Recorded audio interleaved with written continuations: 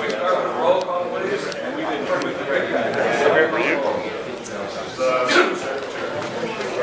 Bilodeau. Director Anthony. Yes. Director Lynn. Director Dwayne. I'm here. Director Reyna. Director Sheldon. Director Flores. Here. Director Sidhu. Director Yo. Director Green. We have quorum with our alternate. Wonderful. Any items to the agenda? There are none. Okay. Any visitors to address the commission this morning? Oh, we got Mark. Okay, John Earl, you're first. Yeah, thank you. I wanted to actually address three board members who aren't here.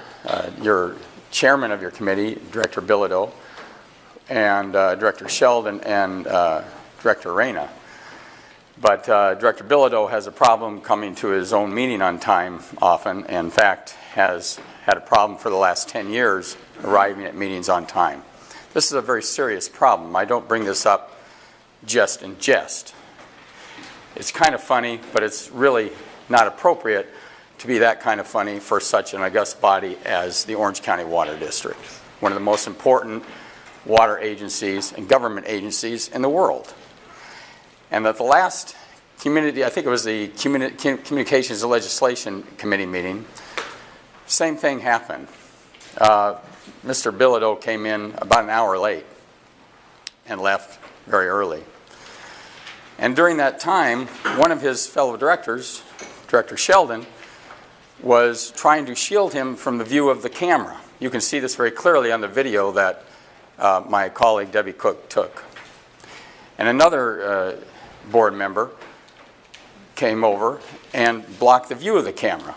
And you can see these two directors going back and forth, looking at the camera, waiting for the right moment for Director Bilodeau to duck out, which he literally does. He ducks down low so the camera can't see him and sneaks out the back door, okay, or the other door of the meeting. Now, I've looked at his records for the past, since he was on this board, and for the past 10 of those, he's had a serious problem attending on time, also charging for meetings he didn't attend in the past. And I just wonder, you know, every time I try to ask him about this, he's not here on time to hear my comments. Why does this board put up with that kind of behavior? Most of you are here doing your work seriously. Whether I agree with you or others agree with you or not as to what you're doing, you're here doing your jobs. And these clowns are making a mockery of this board and this water district. And I think that's a shame. And I hope that you'll address this issue some way, somehow. Thank you. Thank you, John. Paul Shoenberger, again later. Yes. Thank you very much, Mr. Chair, Acting Chair, and members of the committee. I would like to give a quick update to your committee about the survey that Mesa Water did on a desalination ballot funding measure. And as we know, your board has approved a term sheet to buy water from the Huntington Beach Desalination project. And as we know, that water costs more than the cost of net water.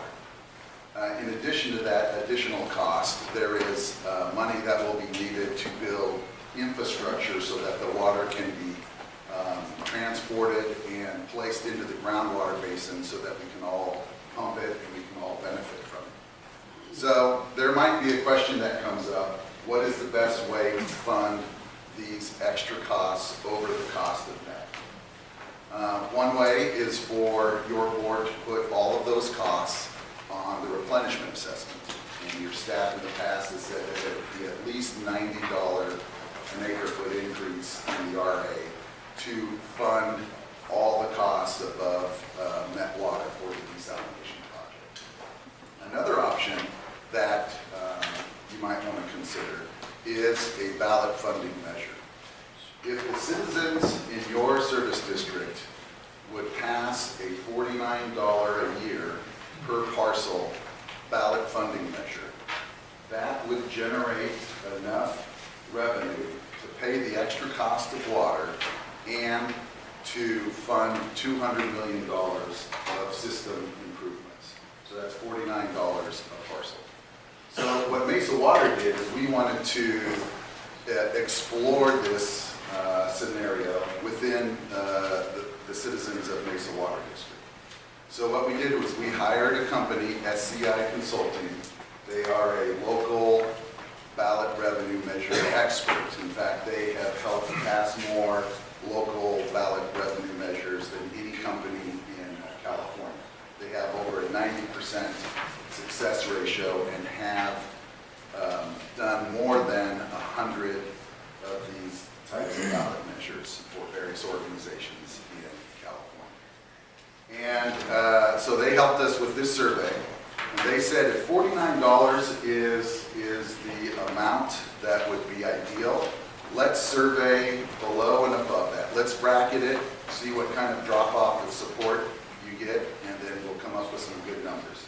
So we surveyed $29 per person per parcel, and we surveyed $89 per person per parcel. And the results are in. The $29 passed the 2/3 threshold quite strong. The $89 also passed the 2/3 threshold, but by just a little bit. So using their analytics and their experience, SCI gave us a 90% confidence level that a ballot measure in the $65 to $75 range would be achievable.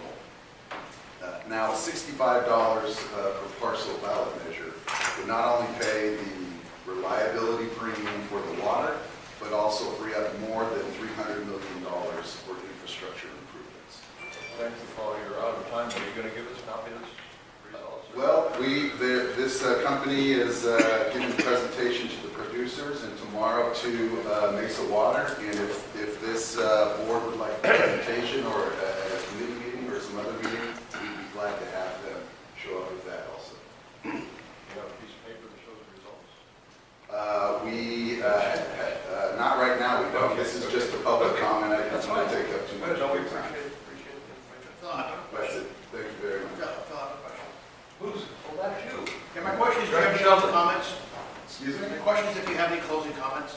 My closing comments is that this would be a funding measure that would allow the citizens to decide whether the extra water, the reliability, the local control is worth the cost.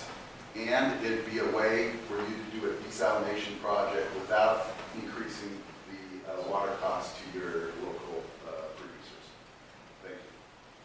Director Dwayne?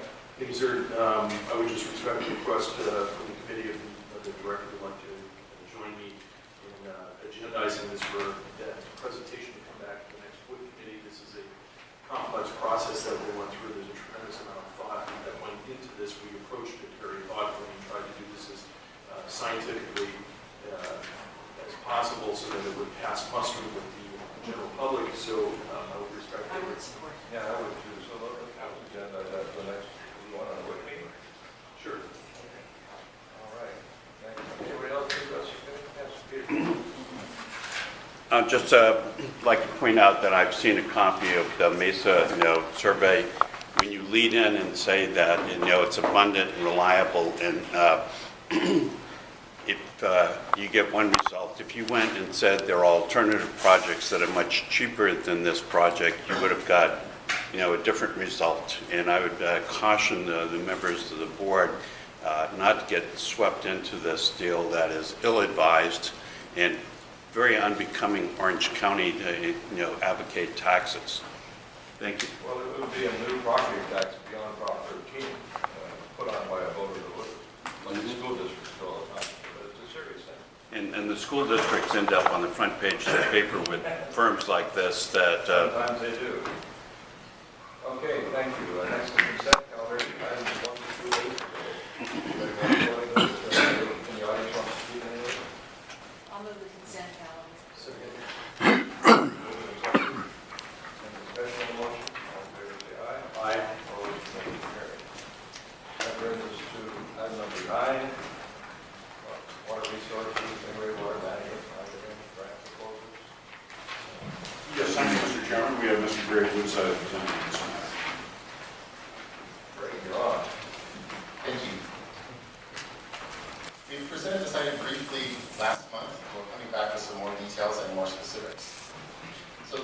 regards an integrated regional water management group that we would consider forming if the committee and the board direct us to proceed with this. We're going to talk about the current system and then some different alternatives if the board would like to look at alternatives. So by way of review, the Integrated Regional Water Management Program is administered by the Department of Water Resources. DWR developed a process for how a region would form. So this would be what we call an IRW region.